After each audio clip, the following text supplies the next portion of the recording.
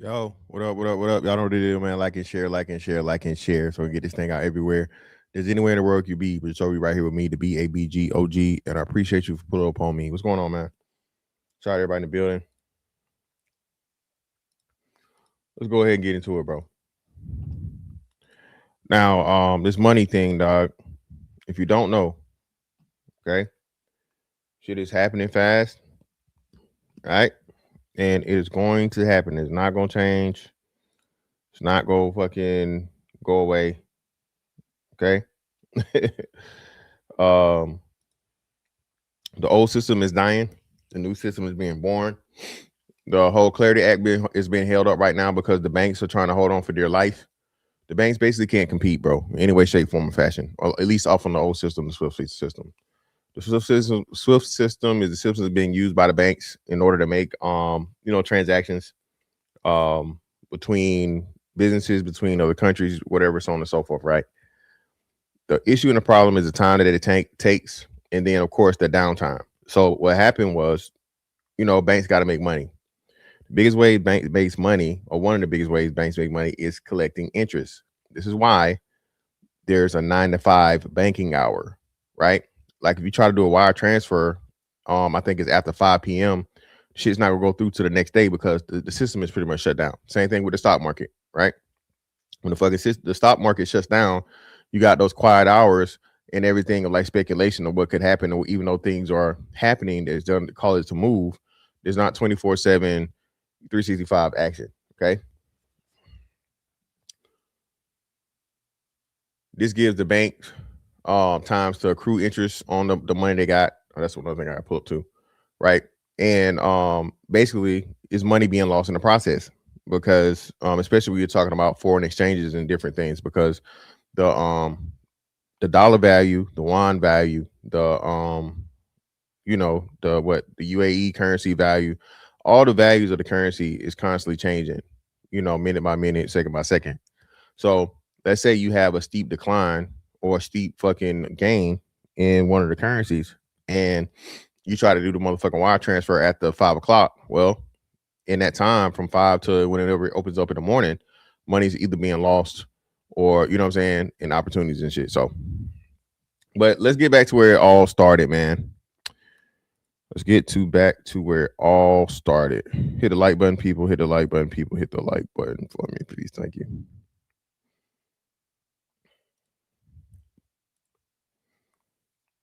Off at citizens following this dumb law, but you have to understand people saw it as their patriotic duty to help this country, and people believe the government actually had their best interest at heart.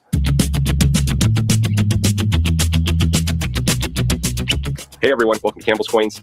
In 1933, President Roosevelt banned private gold ownership with Executive Order 6102. All right.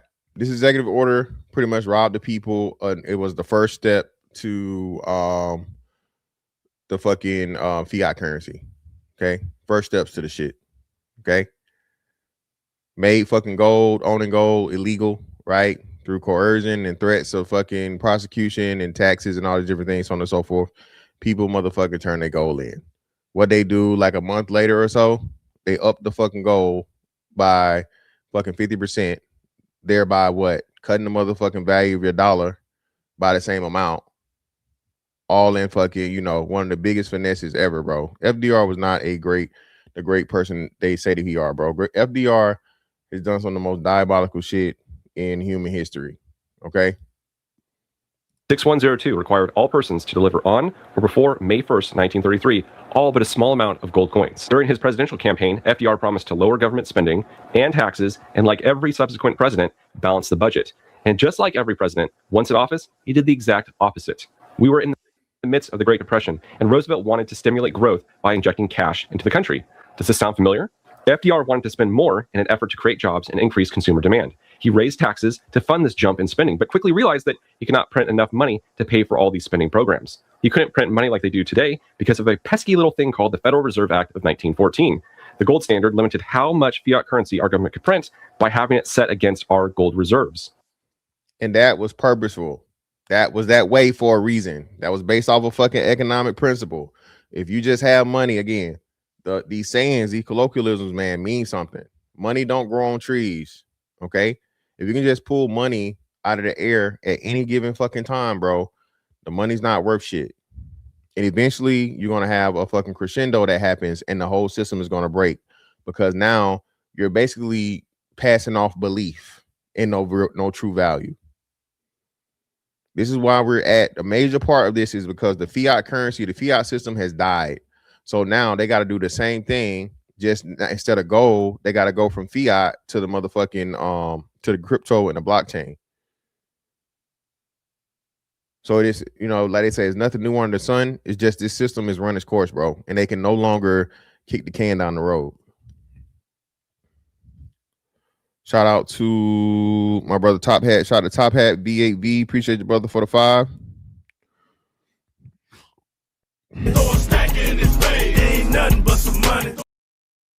There is no knowledge that is not power. Happy Wealth Wednesday, good people. Hey, shout out to you, brother. Greatly appreciate you for the $5. All paper money had to be backed by 40% gold owned by the federal government.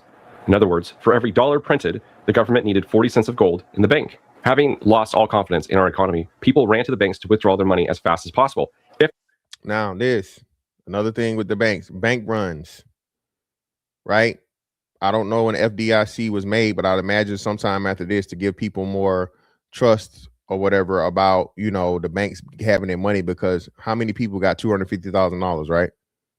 The thing is, it only works as long as you got as much money for insurance, as much money as people that got money in the banks. We're going to go over this shortly, but again, bank runs were a huge thing and issue, right? FDR put a stop to that by creating a national banking holiday from March 6th through March 9th, 1933. Fearing further bank runs, on April 5th, 1933, just 1 month after taking office, Roosevelt used the powers granted to the president by the Trading with the Enemy Act of 1917 to make gold ownership illegal, both coins and bar. Folks were allowed to keep $100 worth of gold, which was around 5 ounces at the time, and there were some other exemptions for collectible coins, jewelry, and certain businesses. Most people had to turn in their gold or face $10,000 fine and 10 years in prison. Now, listen, and people ask it, man, but you don't even think about it. Bro, how the fuck they gonna know how much gold you got? There's no way for them to track it. Gold ain't fucking serialized. Gold, they didn't have no motherfucking air tags back then. But that is the power, right, of fucking fear, man. That is the power of a government. So you tell the people, hey, man, you do this shit, $10,000 fine, prison time. Most people gonna fold, bro. The smart ones kept the shit, right? Buried it in the backyard, kept it in the closet or whatever, so on and so forth, right? But most people folded. $10,000 in 1933 is roughly equivalent to $225,000 today, adjusted for inflation. It's fairly steep penalties. Many folks today scoff at citizens following this dumb law, but you have to understand, people saw it as their patriotic duty to help this country, and people believe the government actually had their best interest at heart. That was another good thing too, man. Again, FDR was the ultimate fucking finesse king, bro, the Jud King. FDR, as much as he's praised, bro, got America in so much shit. And again, Great Depression, all that shit, bro, on him. Pearl Harbor, him. FDR, bro, was not a great person, dog. For the sake of for America to be what it is and become the superpower, yeah, but FDR was by any means necessary type motherfucker. For the ultimate goal of America being the superpower long term, yeah. But from a moral standpoint, huge piece of shit, dog. I've often heard people try to make the argument that this wasn't really a gold confiscation. If the government has a policy of turn in this or else, that's a confiscation in my eyes. But I digress. Why did the United States government confiscate gold? It comes back to the gold standard. President Roosevelt wanted to print more fiat currency, but couldn't because the United States gold reserves weren't large enough. Every fiat dollar printed had to be backed by 40 cents of gold. Gold at this time was valued at $20.67 per ounce. In order to print more money, our gold reserves would need to grow. So what'd he do? He about to tell you the diabolical shit this motherfucker did. You tell motherfuckers, hey man, it's illegal for you to own this shit. You get caught with it, 10 years, $10,000. All right, turn it in. Turn it in, because remember, gold equaled money. Gold equaled money. Told you $20 an ounce, I think they said, right? Gold was money, without a doubt. No ifs, ands, or buts about it. Gold was money. Now, you take the motherfucking gold, all you got is the paper that's based on the real motherfucking money. And look what he about to do to the motherfucking paper. Confiscation occurred. But that wasn't all. After the deadline to turn in your gold for paper currency, the value of gold was increased from $20.67 per ounce to $35 per ounce by the Gold Reserve Act of 1934. Bro, that's what? 15 over 20. It's 3/5. Bro, a 60% fucking increase, bro. 60% increase of the value of fucking gold, which did what? Decrease the motherfucking dollars that you held by that, because when you got the dollars and you traded in your fucking gold for the dollar was before the price hike. So now you just lost 60% of your fucking money.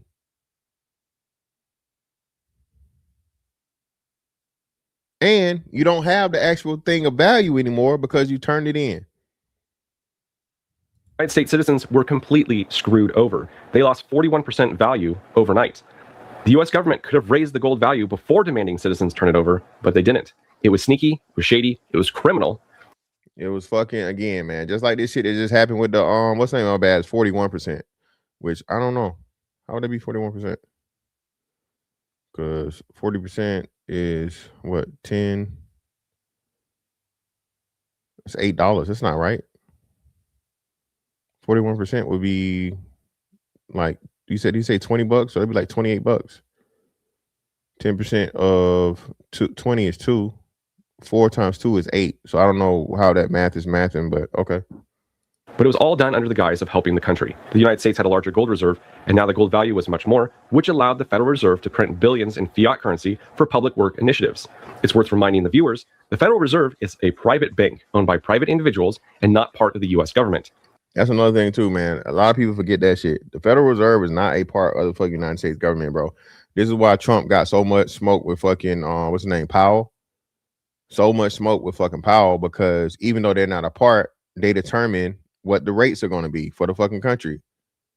So it's a motherfucker you can't fire. It's a motherfucker you can't control, but they got the ultimate control over your fucking currency. That's why it's so much fucking smoke, bro. It is not federal, and it holds no reserves. None of FDR's initiatives ended the Great Depression. In 1937, the stock market collapsed by 90%, and unemployment soared. Gold remained banned for U.S. citizens to hold until 1974, when Gerald Ford made an executive order decreeing so. The final nail in the coffin that is the United States economy occurred in 1971, when President Nixon took the United States off the gold standard entirely. We about to talk about that next. Gold no longer backs our currency. It has enabled the Federal Reserve to print trillions in currency, making the dollar essentially worthless. Your time is... Shout out to Top Hat V8V again, man. Appreciate his brother for the tool. Government really told Smokey to come here and count shit. Yep. Indeed, man. Now let's get to this shiesty motherfucker. Everybody know this motherfucker was shiesty.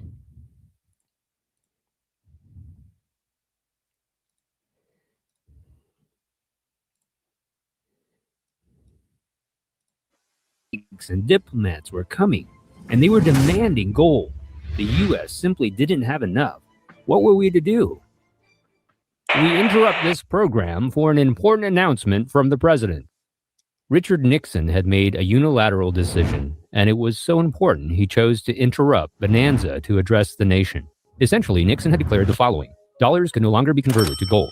It was the end of the gold standard. Nixon promised that his decision would stabilize the dollar, control inflation, and ensure that the U.S. would remain a pillar of the world economy. The result was a bit more unpredictable. You could even say messy. The very idea. So why in the name of Fort Knox did Nixon do it? It started with the gold standard established back in 1944 in Bretton Woods, a small part of a tiny town in the little state of New Hampshire. Yet in this tiny place, the entire world economy got anchored to the US dollar, which in turn was pegged to gold at a fixed exchange rate of $35 per troy ounce of gold. As always, if you're getting some value, like this video and crush the subscribe button.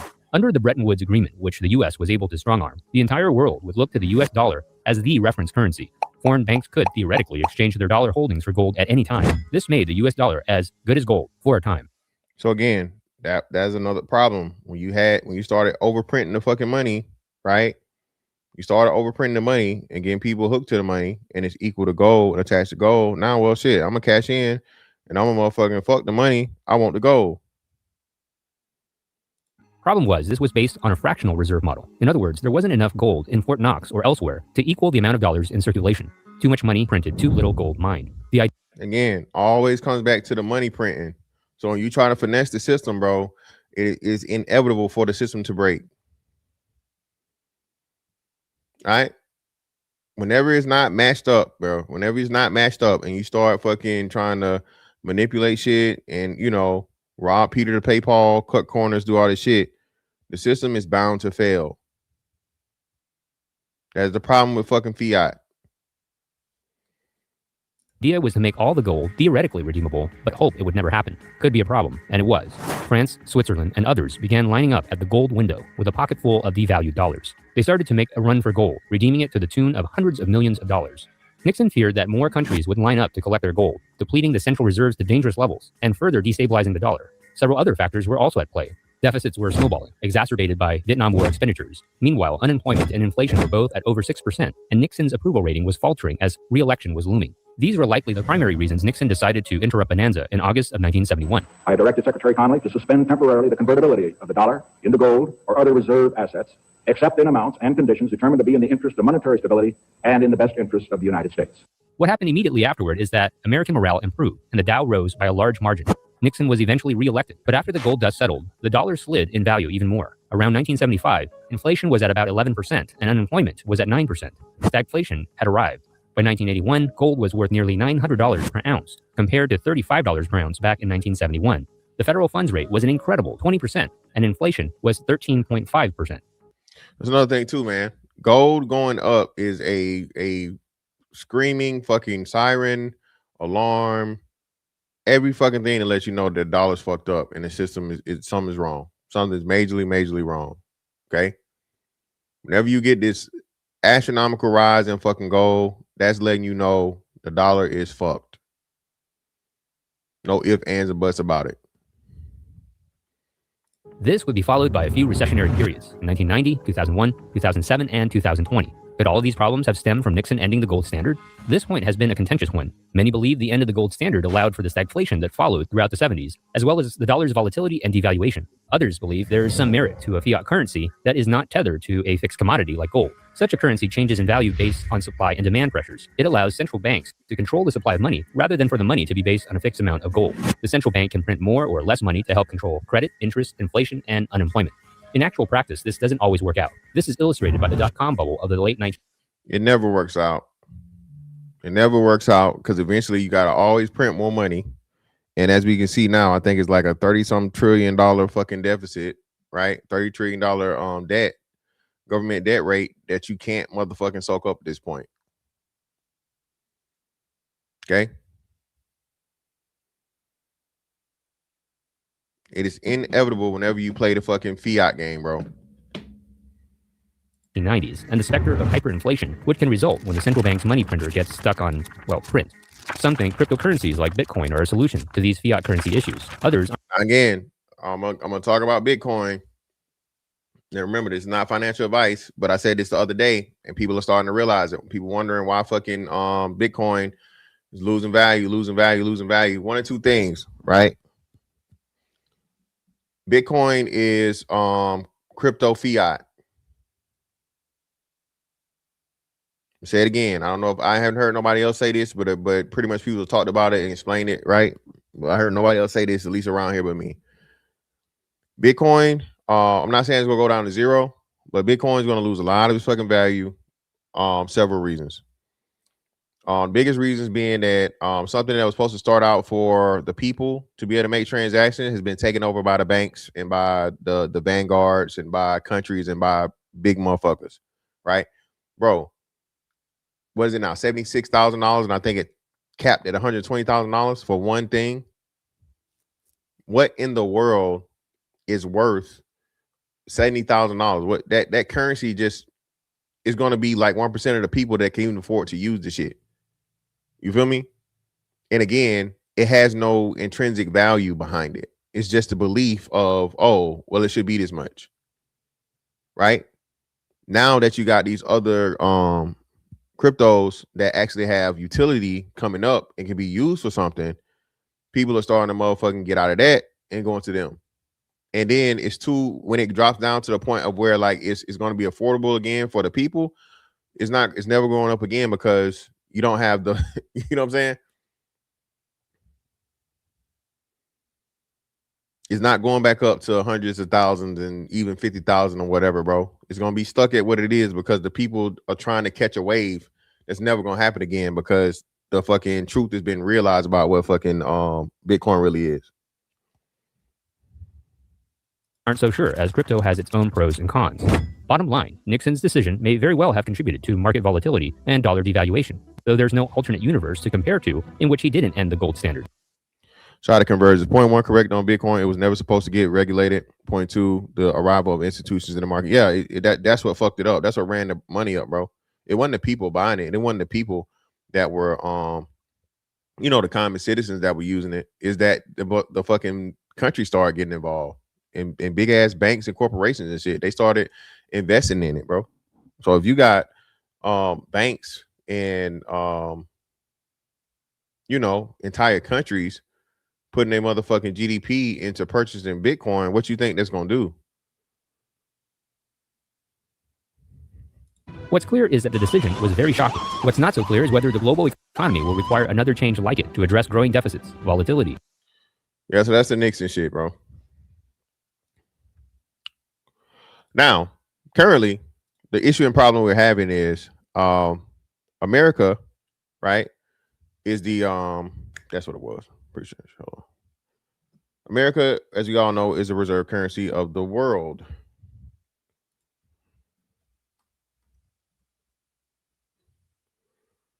Okay. Whenever you are the reserve currency of the world, it prevents you from really being able to make a whole bunch of money like everybody else. So this is the dilemma, the conundrum, the oxymoron that occurs.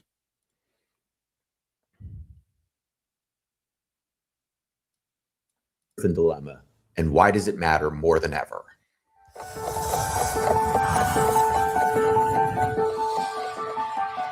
All right, what's happening, everybody? We've got a super sexy topic today. We're going to be talking about the Triffin dilemma and the paradox of global monetary policy for the reserve currency issuer. It's about to get real hot in here, so sit tight. So this sexy guy's name was Robert Triffin, and I can't do it, brother. You done reference sex too many times, brother. Jesus Christ. I can't even watch a video. What the hell? Damn. Hot, sexy. Yeah. This nigga too freaky. Let's try this one.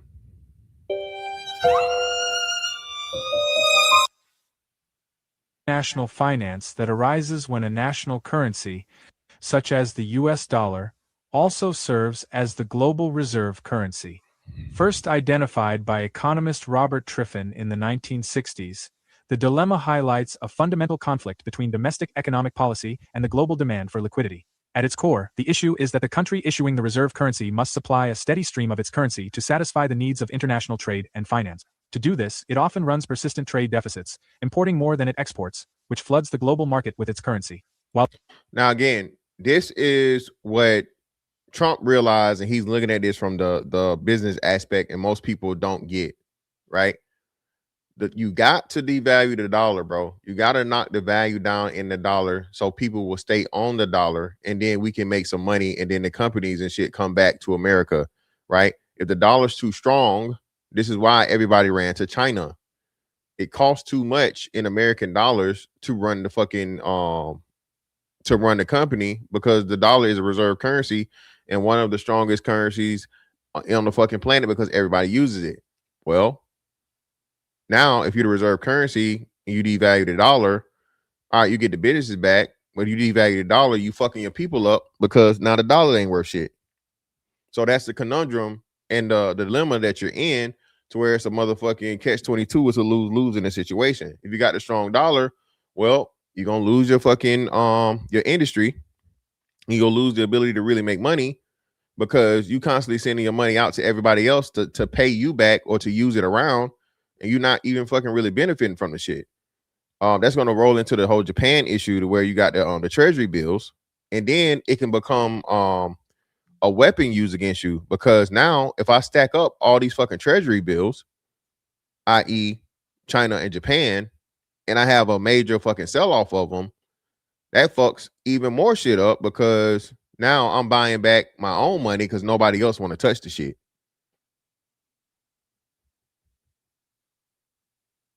See?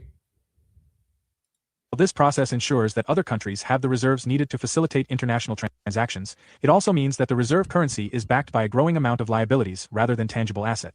Over time, this can undermine confidence in the currency's value. Historically, this tension was a key factor in the collapse of the Bretton Woods system. Under that regime, the US dollar was pegged to gold, and other currencies were pegged to the dollar. As the United States expanded its money supply to meet the world's demand, doubts emerged about whether the dollar was sufficiently backed by gold. These concerns eventually led to the suspension of gold convertibility in 1971, marking a pivotal moment in modern monetary history. The dilemma remains relevant today. Shout out to Andre 420. By the way, you're right about XRP. I did a presentation about it when I did marketing in 2019. Hey, I appreciate you, bro. Hey, those that know, man. Those of us that know. Even without the gold standard, the US dollar continues to be the primary vehicle for international trade and finance. Critics argue that the inherent conflict between maintaining domestic economic stability and providing enough currency to support global growth can lead to recurring imbalances. Some economists propose diversifying global reserves or even creating a supranational reserve asset, such as a basket of currencies or enhanced special drawing rights through the International Monetary Fund. These proposals aim to reduce reliance on a single national currency, thereby mitigating the risks associated with the Triffin dilemma. Understanding the Triffin dilemma is crucial for anyone interested in global economics. It not only explains historical shifts in monetary policy, but also sheds light on ongoing debates about the future of the international monetary system and the search for sustainable economic stability. Thanks for watching. Thank you. No fucking sexy and oohs and ahs and shit, none of that unnecessary shit. So what we got going on now is $38 trillion of debt. You're accruing over Powell refused to motherfucking cut the rates, right? Because a cut on the rates is also a cut on the fucking interest being accrued on the fucking debt. So Powell playing hardball or just saying fuck Trump because, you know, they beefing or whatever is not hurting Trump. This shit is hurting the whole fucking country, bro. If you got the rates at, I think it's like, what is that, 4, 3.5, or 4, right? That percentage is the percentage that the debt is collecting on the fucking, you know, on the yearly.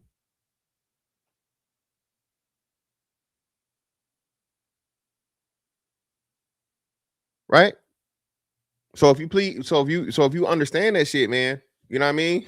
that's why I say Trump is really looking at this shit from a business aspect and doing everything he can do to keep this shit from motherfucking blowing up and falling apart while he's sitting in the seat, dog.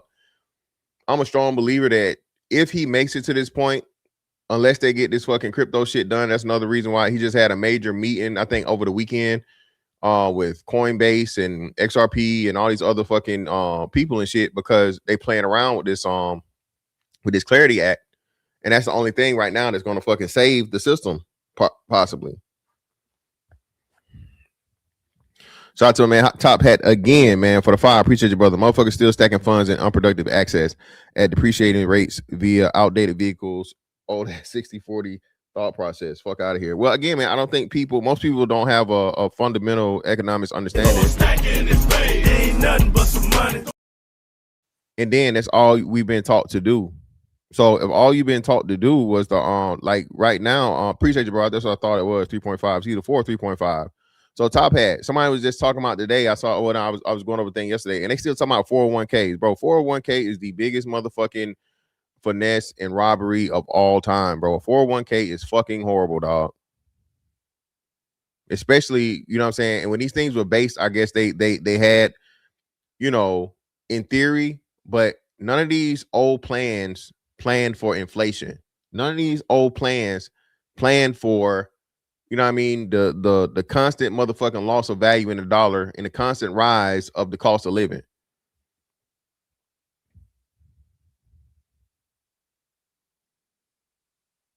But every company still offering what? They didn't turn a motherfucking 401k into a motherfucking 802k. They didn't double it up. They still got your shit just collecting barely enough fucking interest. They don't even tell you about the different funds that are available in the fucking 401k. This is, it's all purposeful, man. This is for everybody complain about, you know, the big banks and the 1%, but you're only a victim if you allow yourself to be. We're in the information age. You can learn all this shit yourself. I'm not, by all means, man, you know, hire a CPA, hire accountant, you know what I'm saying? Talk to someone that's versed, but people are being set up for fucking failure, bro, just out of laziness and ignorance.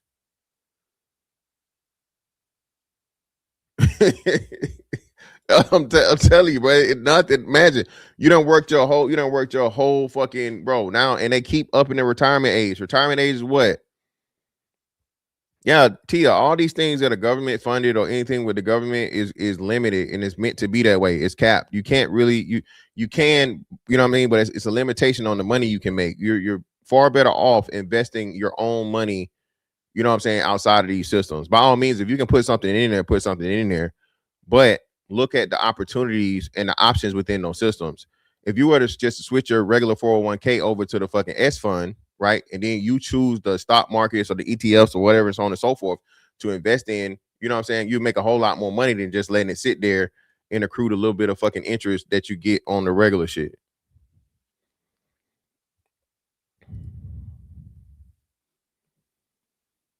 The system is made, like you said, man, the system is made to keep you a debt slave and keep you fucking either poor or damn near knocking on poor's door.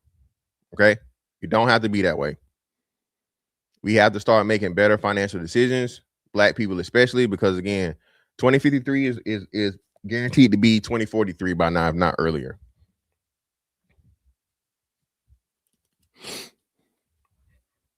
S fund.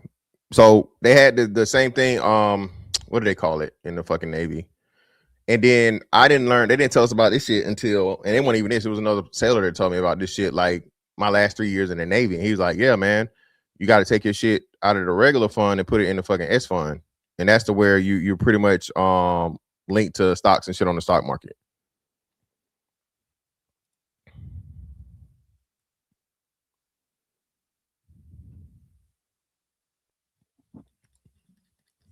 Well, I wouldn't give financial advice because I'm not a financial advisor.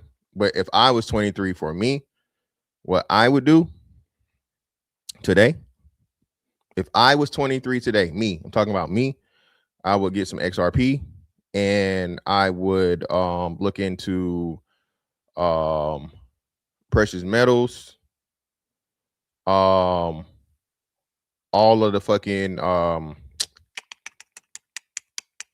what's the joints? Nvidia and AMD. Anything that's going to support the future shit. Don't just look at those, but what people don't. So let me shift to the silver shit, right? So again, silver is not jewelry. And being that most people don't understand shit about technology and they don't understand the utility of it, people only think of silver as jewelry. So if you're not involved in tech or electronics and shit like that, and you don't understand how the things that you use work, remember, bro, people laugh at silver. Remember when I had my niggas was joking me about my silver Cuban? Oh, nigga, that's some fucking silver, nigga. That motherfucking stainless steel. Right? And I'm like, all right, you know what I'm saying? But I knew and I understood, you know what I mean, from the whole fucking time that just, again, silver was purposely being suppressed, bro. That's another thing. They were purposely suppressing silver because they were using paper silver to fucking fund shit, cover shit, and use it as money. So I found this out.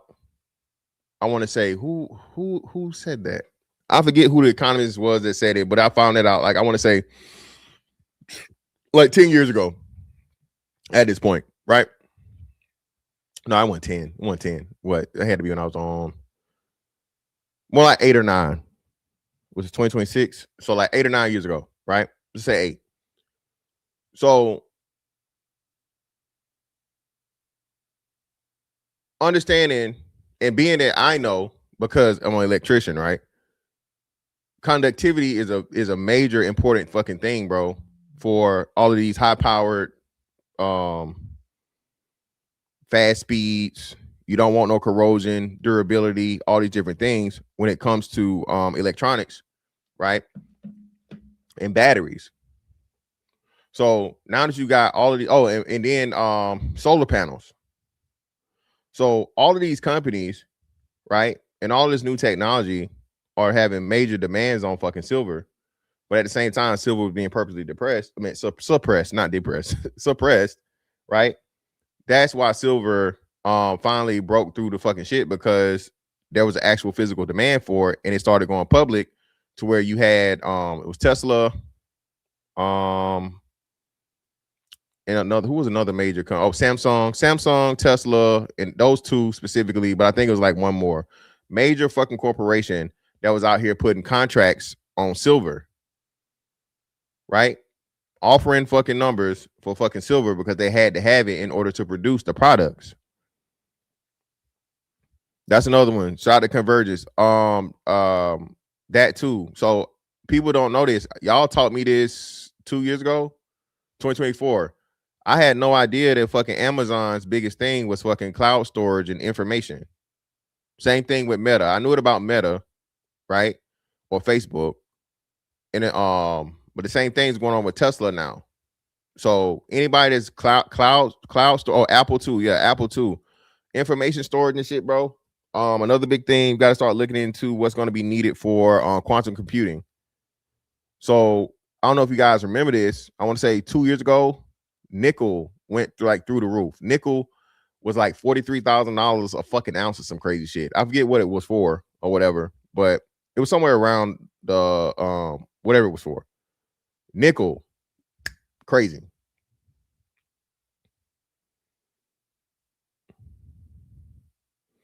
Nvidia too.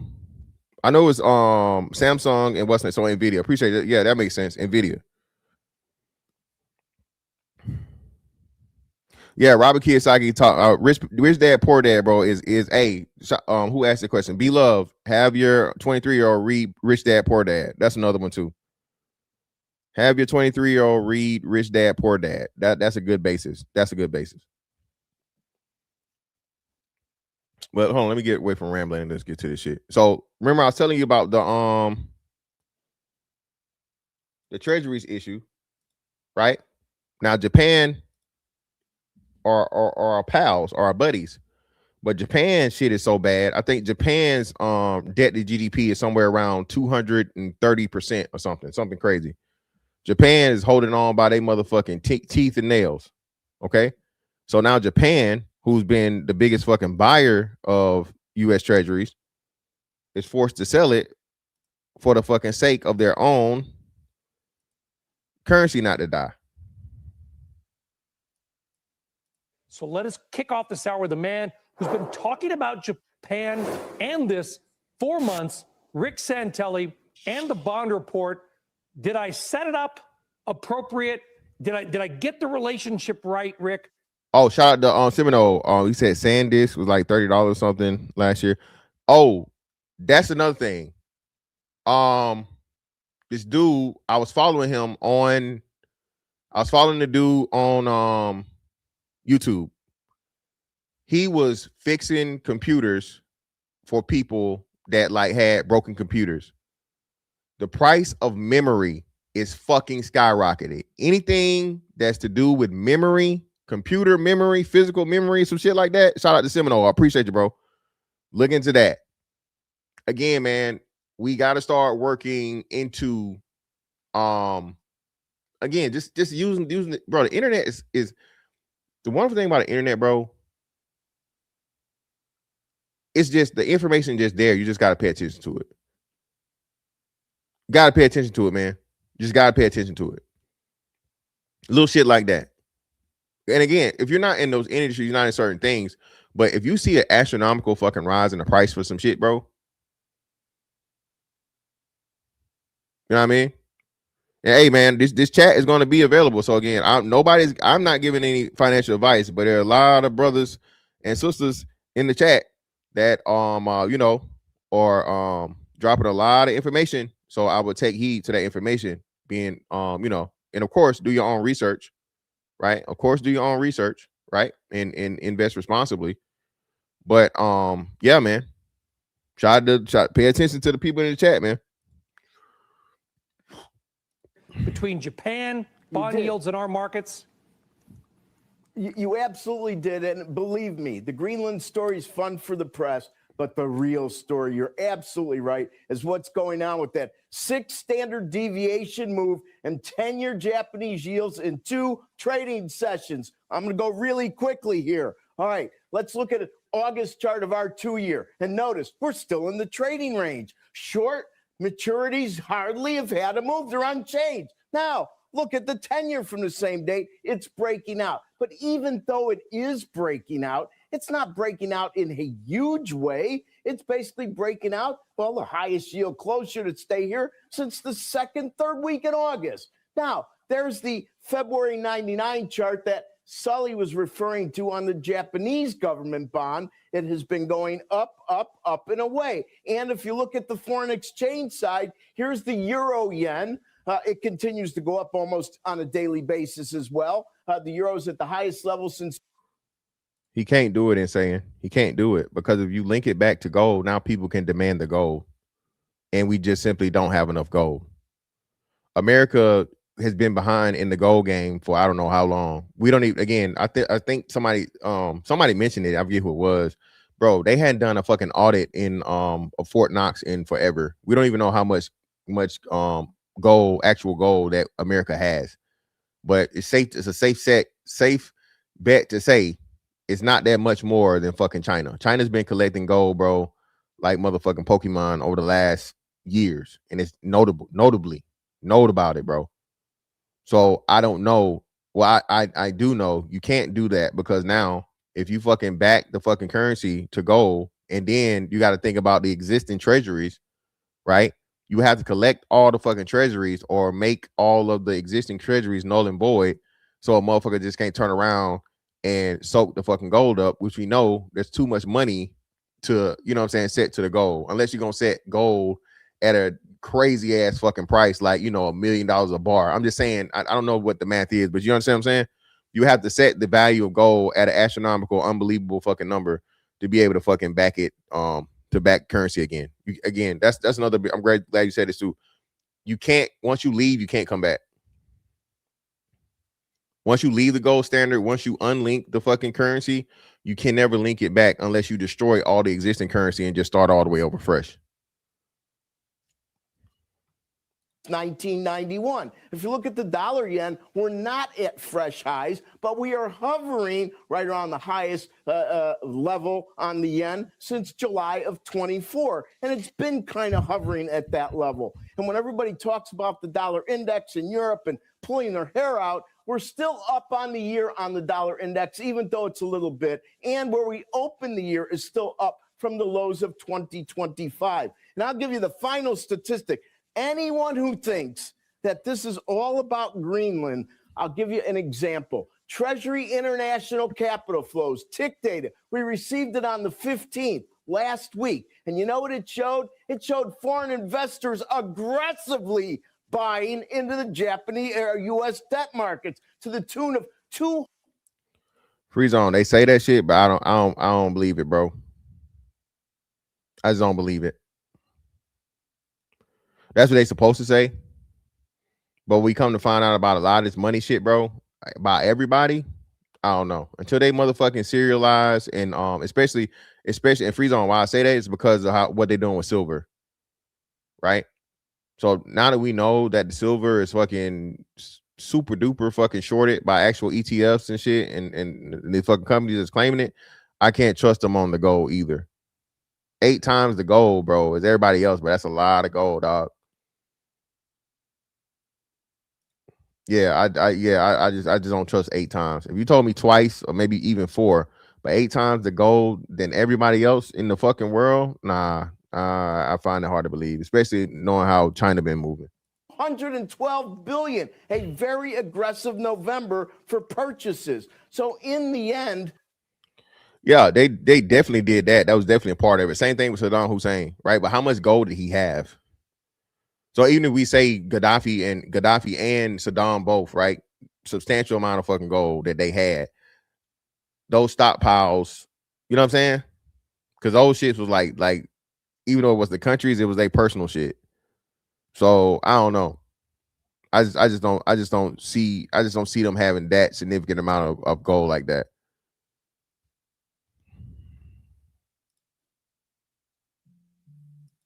The dollar not on fresh lows. Tick data showing that we have sizable contributions by other countries. And then my final thought is, after watching these things for years and years and years, is that countries don't make their decisions based on emotions, maybe other than Denmark today. They base their decisions on where to invest their money to make money. And if that wasn't the case, why would China be so invested in our treasuries? Back to you. Okay. So I don't know what the fuck he talking about, but China is selling all fucking treasuries. They're so invested because this was a what? Not a coup, but this was a long-term plan, right?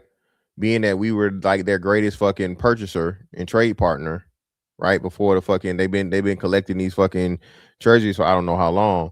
Well, if you start dumping them off, right? And you know Japan is in trouble too, and they got to dump them off. Now you're hurting the currency. So I don't understand what he's saying, talking about China being so invested or whatever. But no, bro, China is a motherfucking yeah, exactly. What we talking about?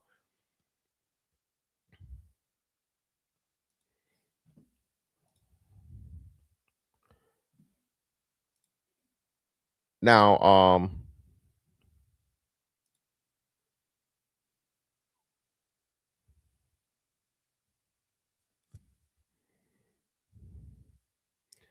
I had the damn thing, bro. Zhang something. So the silver crash that fucking happened, well, not just silver and gold crash that happened over Friday, bro. Once in a lifetime fucking shit, never been seen. Everybody is talking about it. Any economist you talk to, definitely fucking manipulation, definitely fucking collusion, definitely fucking all of this, some illegal shit going on, right? Some shit just don't ever fucking happen. You don't reach all-time fucking highs in gold and silver, and then within a fucking 48-hour period, the shit drops back down and you lose what I think 40 and 30% motherfucking things in a 24-hour period, right? Mind you, over the weekend. Remember, it's a more important thing. This happened on a Friday, right? So what does that give all the banks and shit and time to do? Because it happened on a Friday, the market closed, right? Even in China and shit, even overseas, the markets closed on Friday, right? Remember, they just lost a whole, but they had to inject, I want to say it was like 40 million or something, millions of fucking dollars into the banks to keep them from fucking drowning and closing in December. They had fucking silver short, right? Before they changed it to long. So they lost on the shorts when silver hit $100. Lost a lot of money on fucking shorts. The fucking once it hit 100, shit keep going, go all the way to 120. Now on a fucking Friday, after record fucking record levels for both of them fucking dropped 30 and fucking 40%, bro. In a what? 90. Mind you, remember all this shit happened during the time the market was open. So that's what 9 to 5, 8 to 10 hour fucking period.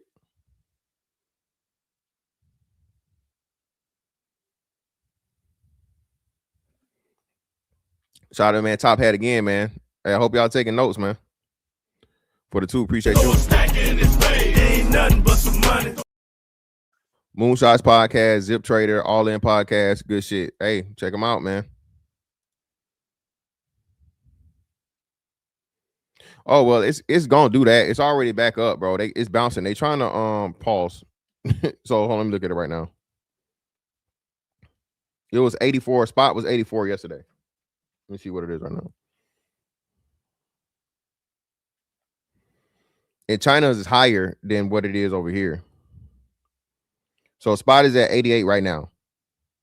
88.15. That's what spot is at right now. On the second, it got as low as what, 74?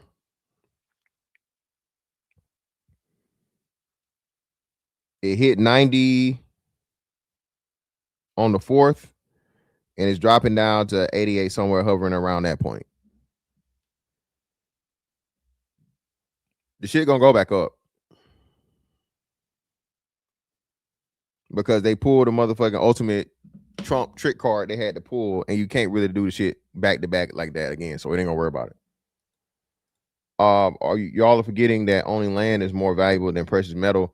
Malachi, brother, I'm not arguing that, but Malachi, it's far easier for a person to afford precious metals, and precious metals gain right now is much higher than what property is. Property and land are about to lose a lot of value, brother.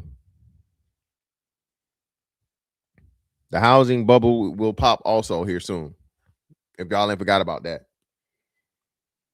So, I mean, please understand, it's a plot of land, like an acre and a half right down the street from me. They trying to sell for $600,000 fucking dollars in Jacksonville, Florida, bro. Nothing special, not on the lake, just a fucking lot. I'm telling you for sure, well, that is too much for fucking just land alone, brother. So a lot of the shit out here is overpriced. A lot of it. That's why I said, remember what I told you again, me, if I was able to get a motherfucking HELOC on my property right now, I would be getting a HELOC on my property.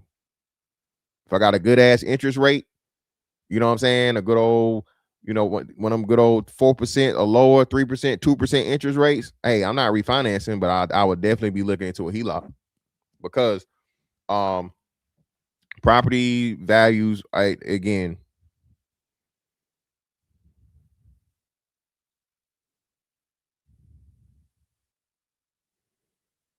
Yeah, exactly. That convergence. I keep saying, this is not financial advice. Do your research, okay? And don't just throw your fucking money away. Don't come to me. Man, you told me. I didn't tell you shit. All I'm gonna say is XRP.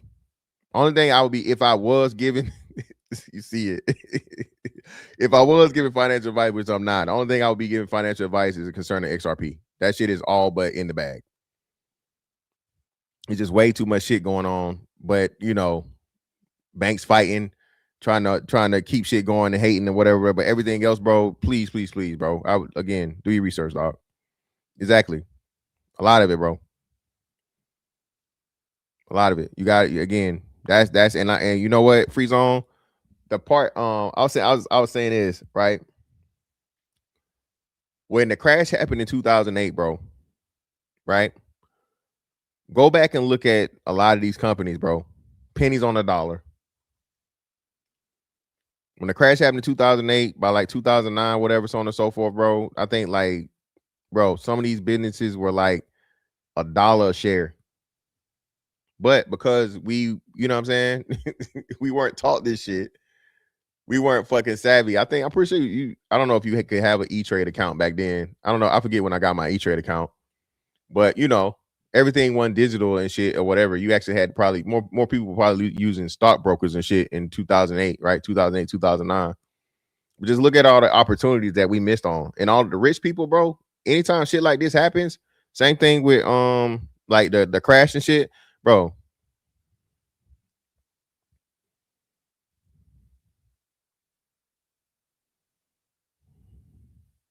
Bro, they got so many deals internationally. Japan, major banks in Europe. A lot of people, bro, just getting on the fucking the bandwagon, dog. Shout out to we winning, man. Nuclear energy. That's another big one too. So they got it that because of all this shit that's going on with electric, right? And the way China's moving energy wise, Trump is pretty much cheating on the test, bro. Trump is like, hey man, this shit China got going on, you know what I mean? As much as I may not motherfucking like them, I need to see what the fuck they doing because the shit they doing is motherfucking working. So whatever they doing, I need to be a step ahead of them.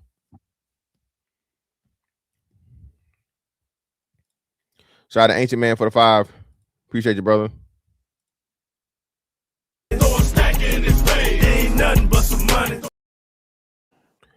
You remember when I told you about silver at $25, $30 a while back? I hope you bought then. Yeah, I bought some then. Man.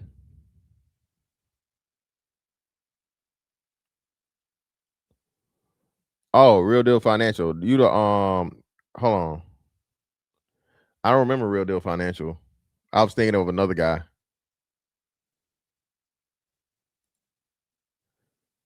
But I appreciate you, bro.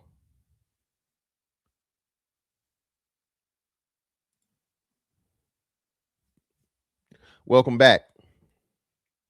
Where do I want to go? Now this shit right here. Listen, speaking of silver, right? And this is why. All right. Even though you can't, this isn't financial advice.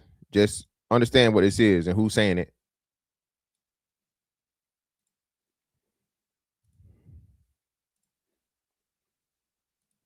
Thank you. Well, good morning, everybody. And thank you all for being here. We're honored by the presence of so many world leaders, and it speaks to the importance of what Secretary Rubio and the team are working on to fix this critical minerals issue. And I just wanted to let you know that we're honored by your presence and certainly grateful for you coming to Washington for this very important conversation. I know there are a lot of very important discussions to be had over the rest of the day, and so I want to be relatively brief. First, let me say thanks to our incredible Secretary of State for putting this group together. Marco's is doing an incredible job. And when he asked me to come and speak today, I said, man, this is your building. Why don't you come and give a speech? And he said, well, because I've got 5 jobs and you've only got 1. And so I figured I might as well do Marco a solid since he's also the archivist and the official White House florist and has a number of other jobs in addition to Secretary of State. So I kick us off and then he's going to take the reins from here. But let me just say a few things about what we're doing and why this matters. So I remember after our very wildly successful military operation in Venezuela, the President of the United States was talking with me and Marco and some of the other senior members of the cabinet. And he was talking just about how important it was that we ensured that the global economy had access to oil and gas many years in the future. And that, of course, is one of the reasons why we're interested in Venezuela is because it has such a critical importance in this all-important resource called oil. And as much as we talk about the modern economy, the digital economy, the high-tech economy, the president said something that was very, very important and I think should inform a lot of how we think about future growth, which is that as much as data centers and technology and all of these incredible things that we're all working on matter, fundamentally, you still have an economy that runs on real things. And there is no realer thing than oil. And I would add to that, there's no realer thing than critical minerals. And I think. So again, man, this is a power move too because of the petrodollar shit and pretty much. They done bucked the petrodollar. The petrodollar is all but dead.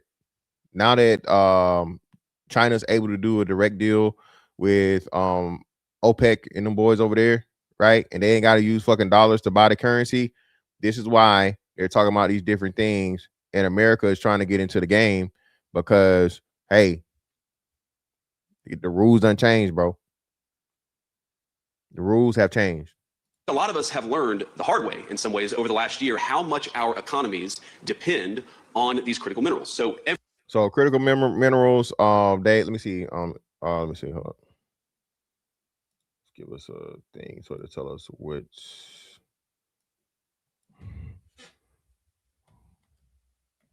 minerals has determined as critical.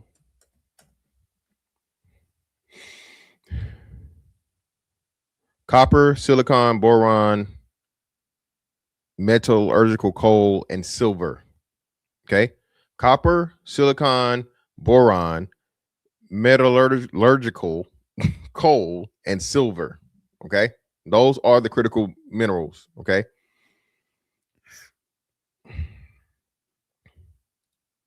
Every man and woman, I believe, in this room understands what we're confronting together today. And I say together, and that is very much something that is at the heart of Secretary Rubio's initiative. And as he said, at the heart of what we're trying to do all across the administration is recognize that this is something where our alliances and our friendships can really help one another. We're all on the same team. We're all rowing in the same direction. I believe that in this room, we have close to 2/3 of the world's GDP represented. Oh, and uranium. uranium also. And so we have the capacity to make ourselves more independent, more self-reliant, and that's what we should be doing. Now, we know that today, the international market for critical minerals is failing. It's failing to create domestic markets or dignified jobs for our labor forces, and it's failing to keep our nation safe. Supply chains remain brittle and exceptionally concentrated. Asset and commodity prices are persistently depressed, driven downward by forces beyond any individual country's control. Now, how many times cumulatively have one of us or many of us in this room heard some variation of the story that I'm about to tell? A lithium mine, a gallium recovery center, you name it, is announced, sometimes with years in planning and financing nearly in place. Then overnight, foreign supply floods the market, the prices collapse, and investors pull out. The project stalls, and eventually the project dies on the vine. We've all seen it firsthand in all of our countries. And the result is a global market where consistent investment is nearly impossible, and it will stay that way so long as prices are erratic and unpredictable. And that's one of the things that we want to work on with this initiative. Let's make the prices more predictable and less erratic so that we can support the domestic supply chains and the investment that makes those supply chains possible. Now, across Europe, North America, there are dozens of mining and processing initiatives that have been suspended or completely abandoned because sustained price weakness makes financing impossible. Time after time, advanced economies with deep capital markets are finding that projects cannot clear costs. The same story plays out elsewhere around the world. In resource-rich developing economies, only a tiny fraction of global mining investment, including from nations, many of them in this room, is reaching the point of actual projects. We plan, we think about it, we even invest a little bit of money, we do the regulatory work, but so many of them die on the vine. Now, everyone knows that these deposits exist. We've mapped a whole lot of them, and we know they're ready to be mined and processed. But capital can't reach them so long as investors lack confidence that those markets are going to remain stable for long enough to justify the long-term commitment. That is the problem that we confront. And even here in the United States, even with all the incredible things that President Trump and the entire administration has done to eliminate permits, to open up the regulatory environment, we have private financing that we've secured, but even in some cases, even in the United States, some of these projects are struggling to attract investors. We see telltale signs of a market distorted beyond recognition, one that punishes strategic investment, one that punishes diversification, and one that punishes long-term planning. This is crazy. We should have the kind of global markets, the kind of domestic markets that reward long-term planning, that reward. So again, basically what happened, and this was a big part of the whole Venezuela shit, bro. These people start these fucking projects, but when you had, and this was the issue with the whole Biden thing and whatnot, right? If you take away the funding or you make a regulation that fucks the fucking shit up, now a process that got started will never be finished because you just fucking undercut or you hamstring the company that you told it was cool to do the shit. Now, of course, if a Republican isn't elected in the next election, presidential election, it could be the same thing, right? But ultimately, I think once this is done, it's pretty much done because you're going to have to depend on it for the sake of fucking America's financial survival.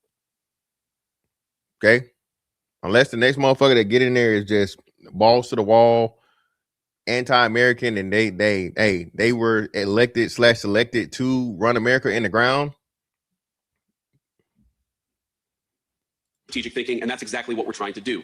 I think every single one of us represented in this room has become dependent on arrangements we did not choose, and right now, arrangements that we cannot control. We all face the same vulnerability.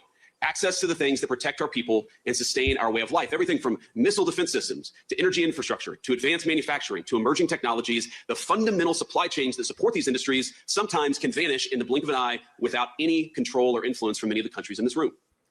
And we in the Trump administration believe it is the business of the government, of the people's government elected just over a year ago, to confront such problems, and we want to confront them together. And I think that you're all here, at least I hope you're all here, because you all feel the exact same way. Now, our administration came into office last January, barely a year ago, with a clear mandate to reindustrialize the United States of America and return American workers to the center of our economic policy. And that is what we are doing. And I want to tell you just a little story about one of the very first meetings I had with our Secretary of Commerce and the Secretary of the Treasury, two great people, two great business leaders. And I remember saying, look, we have our views of the Biden administration. We're not particularly fans, as you may have guessed. But setting that to the side, surely the Biden administration put together a list of the critical industries, the critical technologies, the critical manufacturing facilities that are supported by these rare earth minerals, these critical minerals. We may think it's bad work. We may think the people who put it together weren't particularly wise, but surely that gives us some foundation to build on. And I was shocked when our Secretary of the Commerce and Secretary of the Treasury came back to me and said, actually, we have never done this. In the last 4 years, the Biden administration never sat down and tried to understand what are the critical deficiencies in world supply chains. That's crazy. It's insane that we ever got to this point. But in just 1 year, the President of the United States has struck dozens of deals to fix that problem. Domestic and foreign producers are both included in this, and we're trying to ensure durable end-to-end supply chains for our country. So domestic and foreign producers means what? Miners, right? All the stuff you're talking about is something that you got to dig up out of the ground. All right, it don't fucking fall out of the sky. You can't manufacture it. Shout out to where you're at. There you go. Natural resources you cannot make. Yeah, these are things that are in the earth that you got to motherfucking dig up in order to get. Okay, that means you're going to need miners, right? Refiners, right? Miners and refiners are not the same thing. Be it oil, be it minerals, whatever.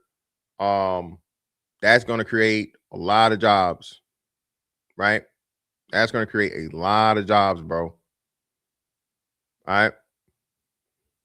But also the international shit is a big part of it too, i.e. Venezuela, of course, for the oil thing, but Venezuela also has substantial fucking silver and gold. Well, no, not silver, sorry. Venezuela has substantial gold deposits, right? Look it up. Don't take my word for it. Don't take my word for it. Look it up. Right? And everybody's talking shit about Argentina, but Argentina has significant silver deposits, right? So please understand, man. This shit is I don't believe there's going to be any mineral backed currencies, but I think he's going to say it here. They're going to set a fucking floor, a baseline for the fucking price of silver, and when that is done, pretty much meaning, hey, this is how much the shit gonna go. You at least know this is how much it's gonna be, and it should be up from there. Of course, things can happen and so on and so forth as to where it, but that right there is going to be huge on the precious metals market, silver specifically. But also for many of our friends. We've mobilized public financing tools at an unprecedented scale, providing up to $100 billion in lending authority for critical minerals to the Office of Strategic Capital. Marco's now a venture capitalist too. He's got many jobs. We've overturned old orthodoxies and taken direct stakes in high-value mining and processing companies. The United States had not built a primary smelter in this country since 1980, before I was born, 4 years before I was born. In the last month alone, we have announced two, one of which is already fully funded. And on Monday, the Trump administration announced Project Vault, America's first ever domestic critical minerals stockpile. With these moves, we intend to build an ironclad network of new industrial supply chains to span the entire nation. We're going to create good-paying jobs, skilled jobs for the American labor force, and those people, those great workers, are going to be securing a new era of prosperity for American families, and I believe for many people all over the world. But we seek to make sure our friends and our allies are part of this and that you all are covered as well. Our goal here, and the reason why we're doing this conference, is to align trade policy, development finance, and diplomatic engagement towards a shared strategic objective. And that objective is very simple: diversifying global supply in the critical minerals market while strengthening the partner countries who help all of us in this shared effort. Over the past year, our administration has signed agreements, we have launched many joint initiatives, and we've committed extensive resources with many of you in this room, with many governments, and our work extends across disparate regions and all stages of the value chain. We've convened this ministerial in an effort to accelerate that shared work. So this morning, the Trump administration is proposing a concrete mechanism to return the global critical minerals market to a healthier, more competitive state. A preferential trade zone for critical minerals protected from external disruptions through enforceable price floors. We will establish reference prices for critical minerals at each stage of production. Let me slow it down and go back. Y'all heard that, right? Morning, the Trump administration is proposing a concrete mechanism to return the global critical minerals market to a healthier, more competitive state. A preferential trade zone for critical minerals protected from external disruptions through enforceable price floors. We will establish reference prices for critical minerals at each stage of production. We will establish reference prices for critical minerals. Okay. Pricing that reflects real-world fair market value. And for members of the preferential zone, these reference prices will operate as a floor, maintained through adjustable tariffs. A floor. Okay. So this how much the brick is worth. At the bare minimum, this how much the brick is worth. Now, if you guys remember, I told you, not saying this is going to be the standard, but remember, they reset the fucking price of 1 ounce of silver for the gold eagles. I'm sorry, for the silver eagles, right? Liberties, right? The silver liberties, I'm sorry. right, to $173 each. Okay. They originally had them at like 90 some bucks, and then they shut the motherfucking system down and they repriced them at $173 each. Now, am I saying it's going to be $173 per ounce? No, I don't believe it's going to be that high. But what I'm saying is, if I was a betting man, I'm saying it's not going to be nothing under 85, 90 bucks. Okay. And again, it's not financial advice or anything. I'm just saying, right? If they set a motherfucking, when the price was actually at fucking like 90 some bucks, right? The actual value, and they took it down and relisted at 173, that lets you know how they're looking at silver. To uphold pricing integrity. We want to eliminate that problem of people flooding into our markets with cheap critical minerals to undercut our domestic manufacturers, because we know. Now again, he definitely finessing right here. It's not that people are motherfucking flooding the market with cheap minerals as much as it is the paper. The paper fucking silver, bro, is what's fucking shit up. Okay, we talking about silver. You talking about everything else, whatever. I don't care about that. But what fucked the whole fucking silver market up was these paper fucking contracts that have no absolutely no silver attached to it. That's what fucked the shit up. Course, that as soon as they've undercut our domestic makers, the domestic markers, they leave the market, and the people who undercut them then jack up the price to a completely unfair level. We're going to fix that problem. Together, we want members to form a trading bloc among allies and partners, one that guarantees American access to American industrial might while also expanding production across the entire zone. The benefits will be immediate and durable. Regardless of how much material flows into the global market, prices within the preferential trade zone will remain consistent. Over time, our goal within that zone is to create diverse centers of production, stable investment conditions, and supply chains that are immune to the kind of external disruptions that we've already talked about. For those of you who join, we offer you a necessary foundation for private financing and secure access to the critical mineral supplies your nation would require in an emergency or some other contingency. By regulating imports to preserve free and fair competition within the preferential trading zone, we will elevate our nation's miners and refiners, our investors and our producers alike. We are all on the same team, and we need to create the economic incentives that reward people for investing and building in our countries. Membership will be vital for developing economies seeking to expand mining capacity. And it'll be just as important for the advanced economies that rely on these materials to sustain their advanced industries, to sustain their growth and security. And I want to be clear with every person in this room why we believe America's market is large enough to create its own critical minerals trading zone. This entire effort will be stronger and far more competitive if we build it together. No. So America does not have enough fucking silver or gold deposits. With gold's not one of the things. I don't know about uranium and stuff too. I'd imagine that other places have higher uranium and cobalt and a lot of these different other things. But I know if you're talking silver, that's going to be Central and South America. The biggest fucking silver deposits in the world are either Central and South America. Somebody said Peru. I know Guatemala has a substantial amount. Venezuela got a lot of gold. Like I said, Argentina has silver.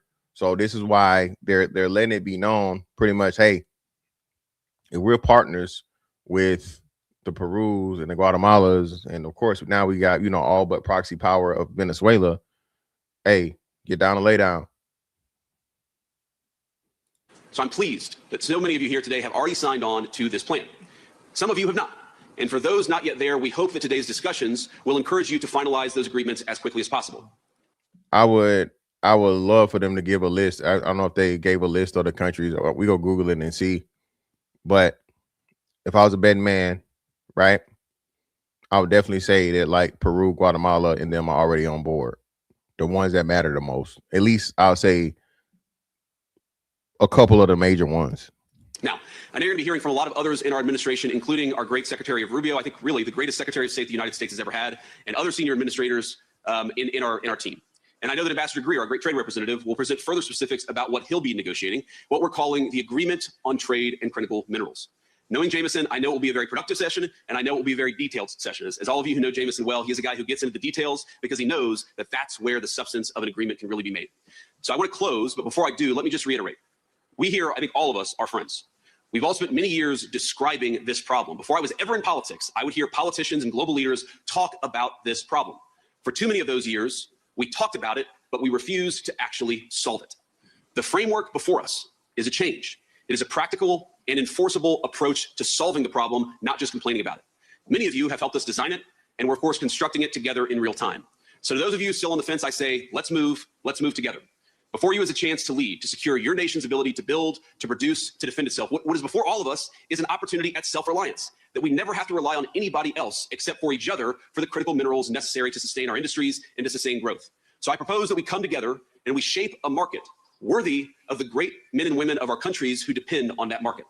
Again, I want to thank you all for being here. I'm honored by your presence. The president sends his very best regards, and I look forward to everything that we're going to accomplish together. God bless you all. Let me see.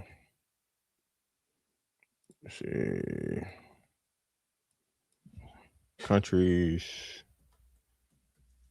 that signed up for critical minerals deal. Okay, I got it right here. Hold on.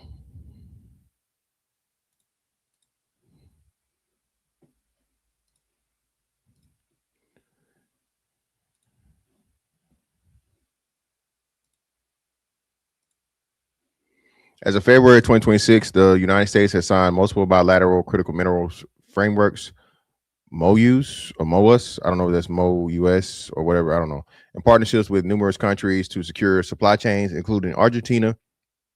Remember I told y'all Argentina, Australia, Canada, Chile, Ecuador, Guinea, Japan, Malaysia, Morocco, Paraguay, Peru.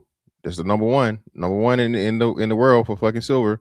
The Philippines, Saudi Arabia, South Korea, Thailand, United Arab Emirates, and Uzbekistan. So Saudi Arabia is going to cover oil, right? I don't know what they got in South Korea. What do they have in South Korea, y'all? Morocco, I would imagine, would be probably gold or something, right? I think Canada got oil, of course, and they might have some gold or silver. Chile, I don't know. Thailand, I don't know what they got in Thailand. Or Uzbekistan, but yeah.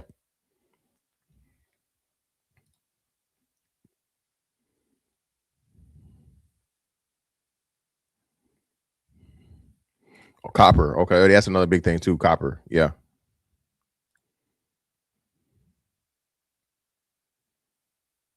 Rhodium. Okay. And all these things, man. Rhodium, that's a major thing that I think they use in the chips and shit too. The chips and the processors. That's a big thing, part of that too. Korea also has plutonium. I thought so. Appreciate the silence, sir. I'm pretty sure I thought South Korea would have been something nuclear related. So plutonium is huge. Kazakhstan, uranium. Did they say Kazakhstan? Or Uzbekistan? Probably Uzbekistan will probably be the same thing. I think they're moderately close. What else do I want to talk about? We covered that. Okay. Let's get into this.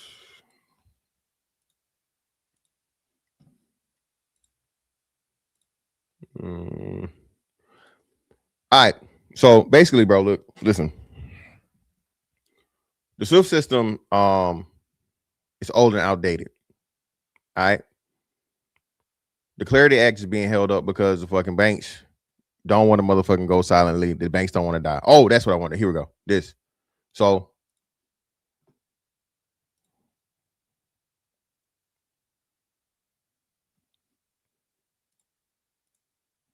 and that was the other thing I wanted to look at too.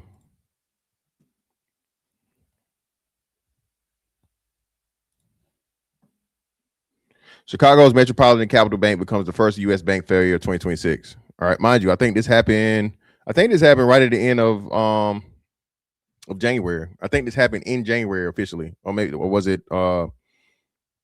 Anyway, we want to be clear that no depositor will lose any money as a result of this action.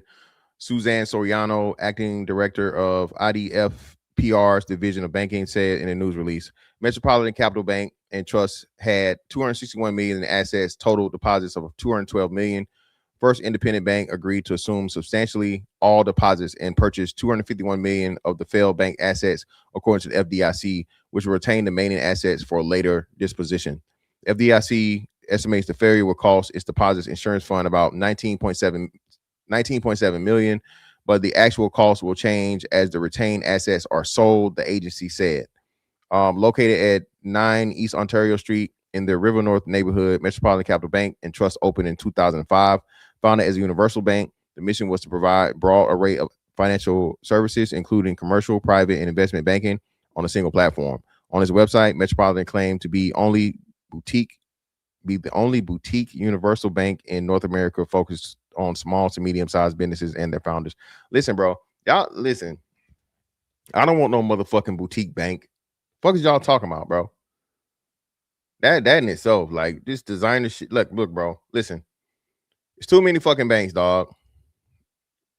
I had pulled it up. Let me pull it back up. Here we go.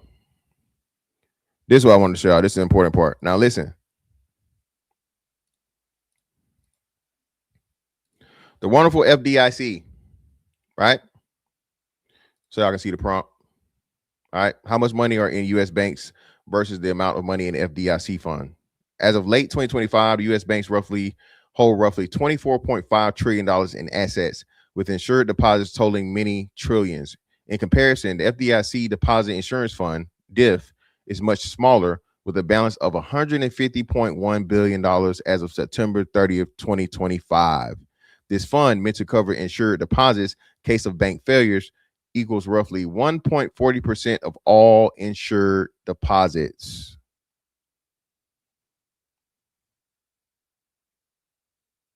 Y'all see the fundamental issue and problem here?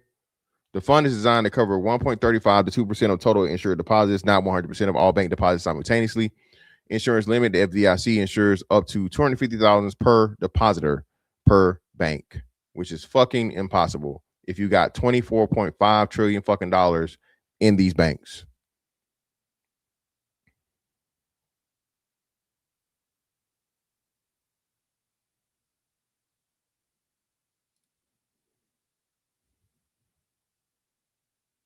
The whole banking system is fucking broken, dog. All right. Greed for one. Right? Motherfucking Epstein speaking from the grave, talking about how Bill Clinton pretty much forced the banks into subprime mortgages and shit, right? But when that happened, you had, I guarantee if you go back and look at the number of banks that sprung up since then to get in the game because they know they can get free money before giving bad loans out on banks, I'll bet money that motherfucking rose exponentially, right? And now, let me see, how many different banks? There are 4,462 FDIC insured commercial banks in the United States, bro. Okay.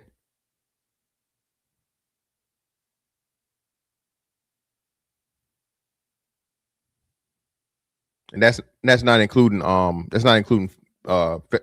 credit unions. Right? Oh shit. Fucking up. Kick my camera. Y'all see it, man. Hey, man. We came a long way with the thumbnails, man. You feel me? But let's see that. We covered that. I was looking to the Clarity Act. Clarity Act.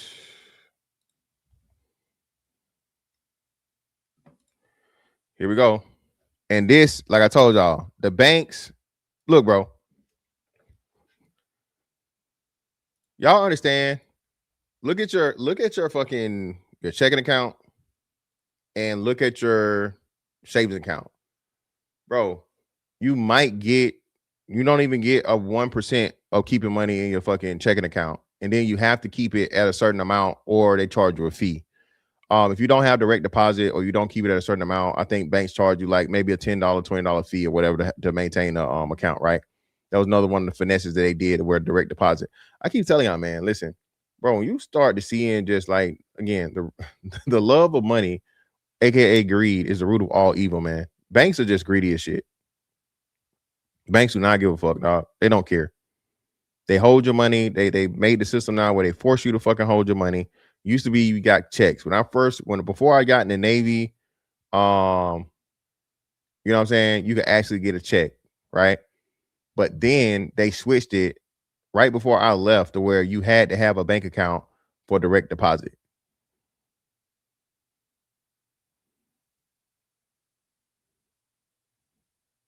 Okay. You said they raised the limit, and that's something. It's constant thing, man.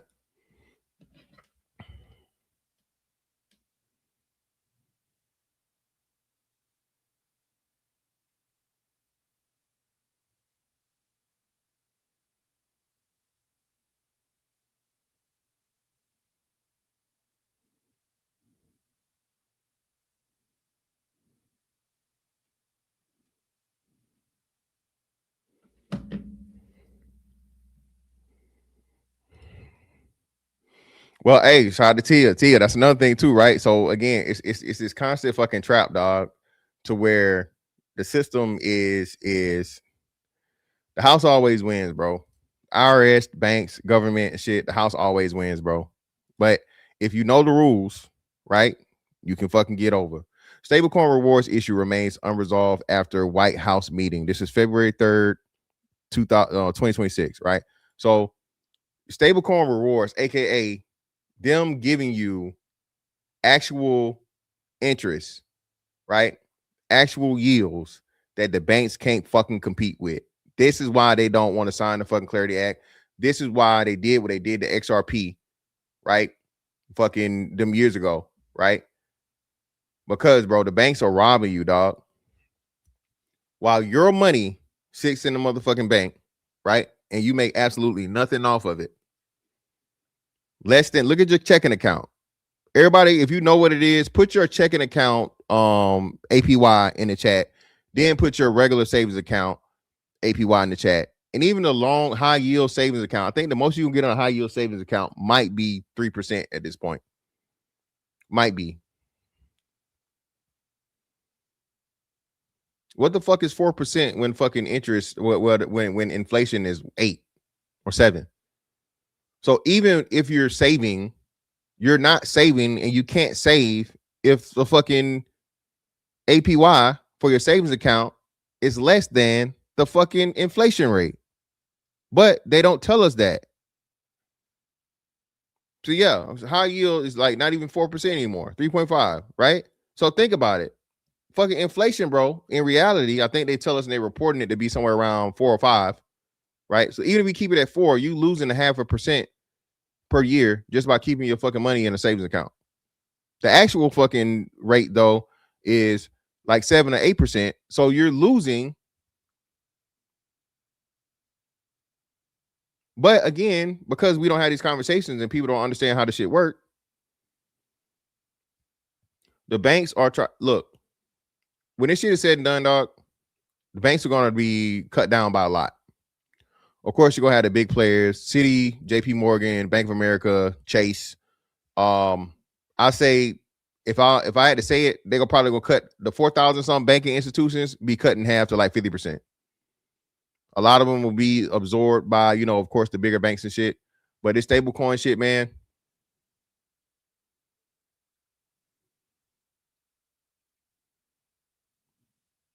Yeah.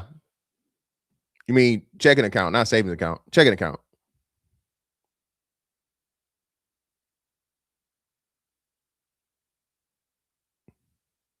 Yeah, Wells Fargo.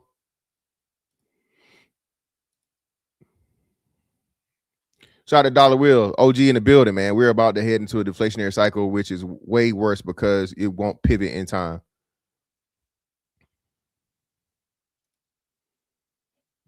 Stablecoin rewards issue remains unresolved. Yesterday, there was a meeting at the White House to reach compromise on the key issue holding up the Clarity Act crypto bill in the Senate, stablecoin interest and rewards.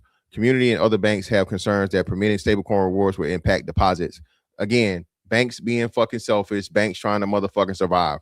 Let these fucking banks die, bro. But this is the problem. And this is why I say we have to get political now. Bro, there has to be motherfucking congressional and Senate term limits. Okay? You get no more than 3. If the fucking president, the motherfucker that run the whole motherfucking country, bro, in the world, partially, only gets 2 terms, there's no way that a fucking congressman or woman should be able to motherfucking be in Congress for fucking 40 years. No way, bro. These motherfuckers is holding this shit up because their donors, the bankers, are on their ass. Don't you dare motherfucking pass this bill. Don't you dare motherfucking let this motherfucking bill pass with this shit in it, where these motherfuckers will be offering rewards and interest rates that we would never ever do. But again, listen, this is the banks are just so fucking greedy, dog. They making money hand over fist all the time. Whenever a fucking any amount of money touches the account, it immediately starts accruing interest. When you're talking about these banks, you're talking billions and trillions of dollars. Billions and trillions.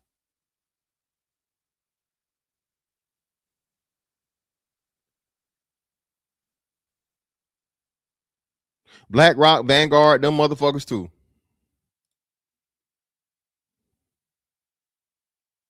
That's why, hey man, that's why this shit got to get moving, because so let's get to the crypto shit, right?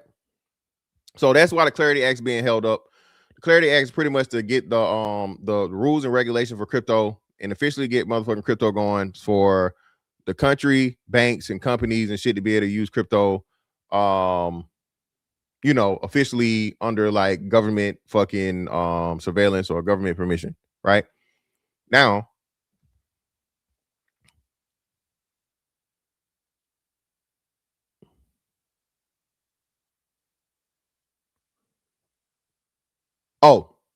so the reason that this is so fucking important, right, is the instantaneous transaction.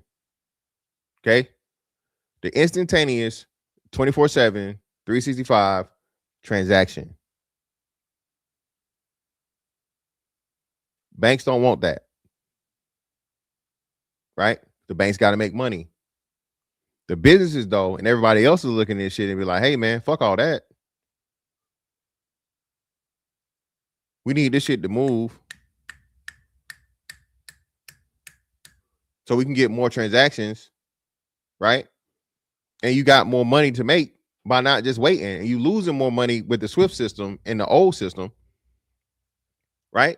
You losing more money, but it's more money that can be made because the transactions are quicker, faster, and more. Now, theoretically, this is why, again, not financial advice, this is why XRP has to motherfucking go up in price if it's going to be used as one of the fucking railways or the foundation of the money transactions.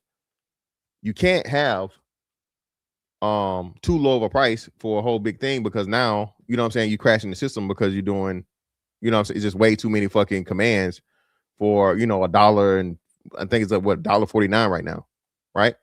But if you bump that shit up to eventually what it needs to be in order for you to transfer $1 billion, $100 million or $1 trillion in split seconds, that is the utility and the theory behind XRP. That's the theory behind the utility of XRP, and as to how and why the price of it makes sense, versus Bitcoin just being, hey, I want to fucking, buy some shit for free without anybody knowing me. H-bar is another one. H-bar is another one everybody's talking about.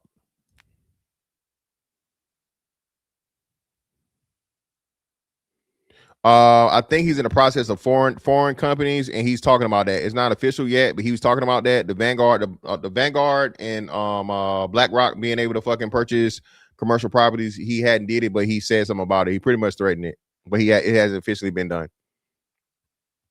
Yeah, bro. That's what I'm saying. And the thing is, we don't know how much fucking we don't know how much XRP is being bought up in the private market already, right? The public shit, and again, you gotta please understand this, people. What's happening with crypto right now is exactly what happened on Friday with the fucking market. as you are panic selling or you getting up out of there because you tired of waiting and so on and so forth, bro. XRP was sitting at like $2 and something for the longest, right? $2, let's just say $2, right? Now it's gonna drop all the way down to under 150. What do you think a fucking $1 billion, $1 trillion corporation like fucking Vanguard and BlackRock and shit is fucking doing? Taking a discount and just getting more.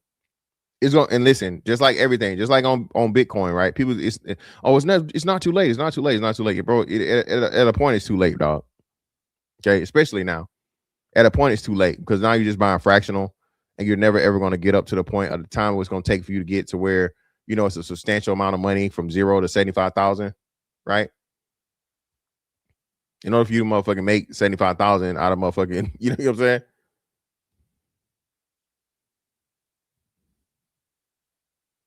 Oh, I'll show you. My bad. I think it was when the last time I checked, it was like one. It was definitely at what's the name? It's XRP price.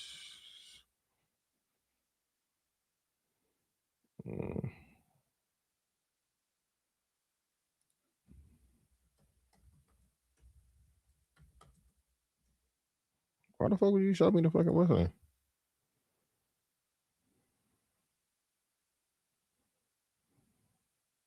Show me the goddamn. Let me see price. Let's do price chart.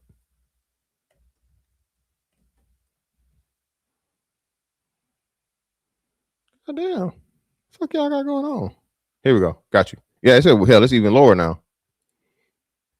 146, man.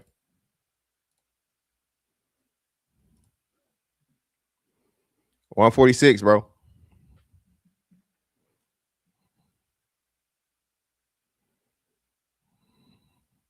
Not 146, brother. Not 148. That was like 2 minutes ago. I'm just saying, man. Again, none of this is financial advice. Please do your research and shit, bro. But listen, we missed out on the Bitcoin shit or whatever, so on and so forth, right? Y'all know we've been talking about fucking XRP for a little minute, bro. We was back on this shit back in 2020.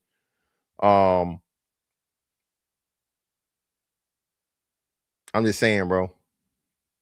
If you out here buying lottery tickets, shit, Powerball and Mega Millions, $2, ain't it? Powerball and Mega Millions, $2, $2 a slot now, right? Correct me if I'm wrong.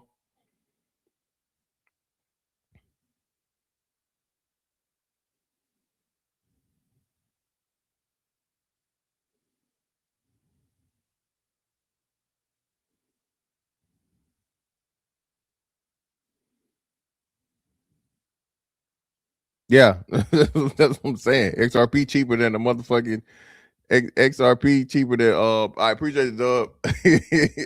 $5 a pop for what's that? So that's what I'm saying. That's up. So hey man, listen. Again, I'm just saying, bro. Telling y'all, dog, it's just patience at this point, bro. Doing the research and listening to a lot of people and shit and whatnot, what have you, bro. Again, you just get a different outlook on things and start having a better understanding. Yeah, Tia, fuck that shit. You'll be able to pay for the trip for everybody. So shit, fuck them. They'll be all right. They'll get over it. But this year is the year, man. You definitely need to be cognizant, okay, and pay attention to. Shout out to my man. We winning in the building. The brother dropped a lot of gems. You know what I mean? Again, of course, man. None of this is financial advice, and do your research. But it's a lot of stuff going on, man. A lot of major moves happening. It's a once in a lifetime thing. Not even lifetime, bro. This is a once in fucking human existence thing that's about to happen, bro. Okay. Please understand that and move accordingly.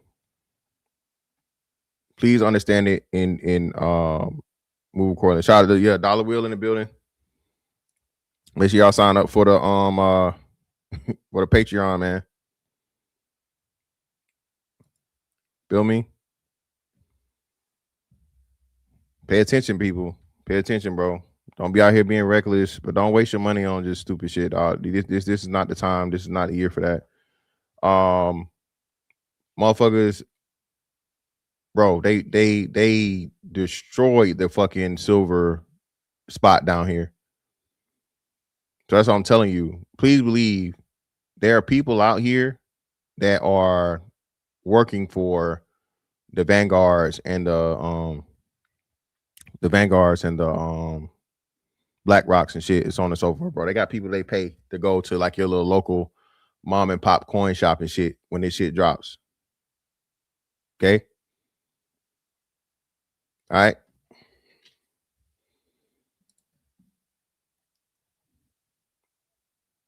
Please, man. Yeah, don't ball out. Don't motherfucking waste it. Please, people. I'm begging you, man. This again. I wasn't educated. I wasn't knowledgeable in 2008, right? Had I been, shit, who knows? I wouldn't be talking to y'all today, right?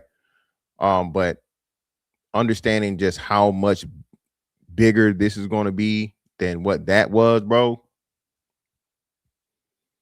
And a lot of people don't see it coming. That's the sad part. Please be prepared, people. Please pay attention to all this shit that's going on. Stay out your feelings, right? You should have no emotional attachment to politics or money. This is not emotions. Study, learn, pay attention, and move accordingly.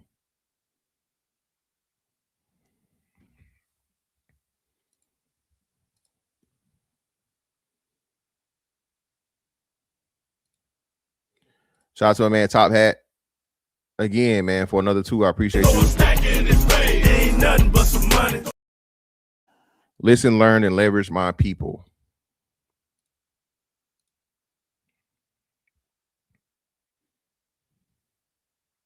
Yeah, look into that too. Look into all of the legal protections and shit, bro. Oh, and most importantly, listen, hey, bro, be quiet. Don't be telling nobody about how much crypto you got. Don't be sharing none of your fucking crypto information. None of that shit. Do not do it. Should nobody be calling you about no crypto. Ain't nobody finna reach out to you and all this other shit and blah. Don't transfer shit to nobody. Don't be sharing none of your motherfucking, you know what I mean? And most importantly, don't lose your don't lose your fucking seed words. Don't lose your seed words at the same time, man. Don't lose your motherfucking password. Don't forget your shit. Yeah, exactly, Tia. Don't do that shit. All right. A wise man once said, man, your mom to set that ass up, properly gassed up, hoodied and masked up for that fast buck. She be waiting in your kitchen to light your ass up. All right. Money make people, listen, man. Money make people do shit you never thought they would do, man. So please, people, protect yourself, man, in all way, shape, form, and fashion. All right. Move smartly. You know what I mean? Move smartly. You know what I mean? Be careful out here, man.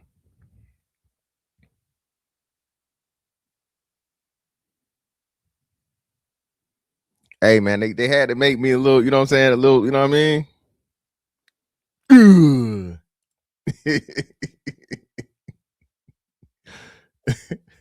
You feel me? But nah, man, hey, I appreciate y'all for coming through tonight, man. I think this was a wonderful conversation, a little bit of history, most importantly, current events and things that are going on right now. You know, for things for you to watch out and be aware of. The property shit, bro. I again, if you think about getting a house, me personally, I'm not getting no house right now. And if I got a way to motherfucking pull equity out of my house without having to refinance and keeping a great fucking interest rate, I'll be looking into that. That 50-year mortgage and shit, that's pretty much, that was Trump telling you, hey man, this shit over with. This shit is way too fucking it's way too high, man. A lot of these things are just being, you know, and again, that's because they never let the shit do what it should have did in 2009, 2010. Appreciate you, man. Yeah, appreciate you too, man. Listen, bro, like I said, man, y'all know me, bro. I've kept it versatile for quite some time. People forget. I don't just, I just talk shit about black women or whatever, bro. I'm a, a lot of different things, man.